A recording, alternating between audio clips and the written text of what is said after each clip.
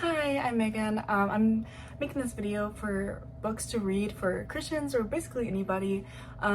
So obviously the Bible is a really amazing source for Christians, but I think the books that I explain are really amazing resources for almost like filling in the gaps of questions and helping you have a better mindset with things. So it's like just helped me, and I hope helps you guys too.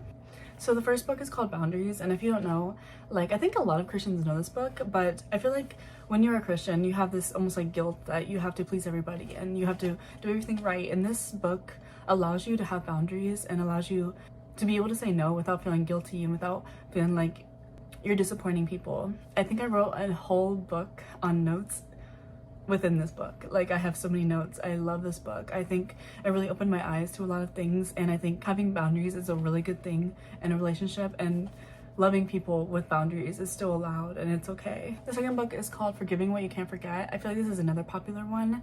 The author is actually coming to my church to speak this year, so that's really cool. And this book is so well-rounded. It's about a woman, a personal experience, the author's personal experience.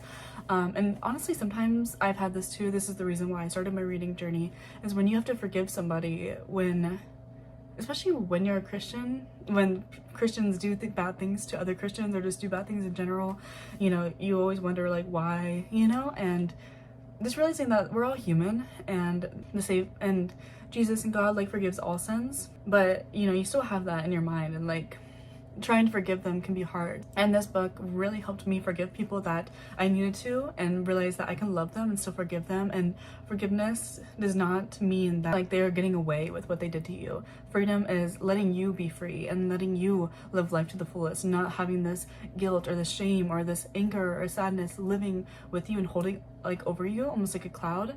And forgiveness releases you from the pain. And it also talks about like sometimes the hardest person to forgive is yourself, and I know she had to deal with this as well, and realizing that like even though bad things happen, like good can come from them, and you can forgive yourself. And I think the more you forgive yourself, the more you can be willing to forgive others as well. And the last one I'm actually still reading, but I thought it was so good so far that I wanted to bring it into this video, is called Anxious for Nothing. And I have dealt with this so much. Like, I have dealt with anxiety, fear, and I have been working on it. The Untethered Soul is a book that I've been reading, and it's actually in my other book review, but it's an amazing book that also helped me with this. But so far what I've gotten from it is that even in bad times, you can rejoice in the Lord and say thank you. Like, I was in a really bad situation for a long time, but now the time has come or passed, I realize I'm so grateful for the people who hurt me. I'm so grateful for these experiences that brought me to tears, that brought me down so far, because now I'm able to rebuild, and the person that I am today is not even half the person that I was, and I was able to help other people,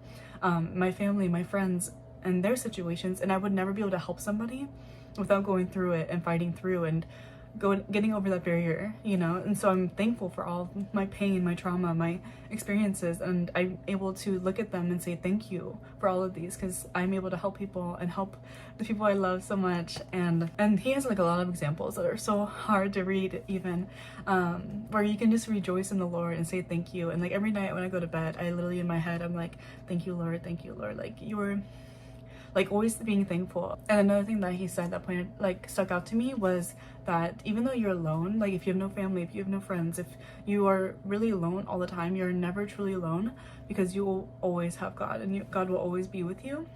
And yeah, so those are the 3 books that I recommend. But yeah, if you check them out, let me know.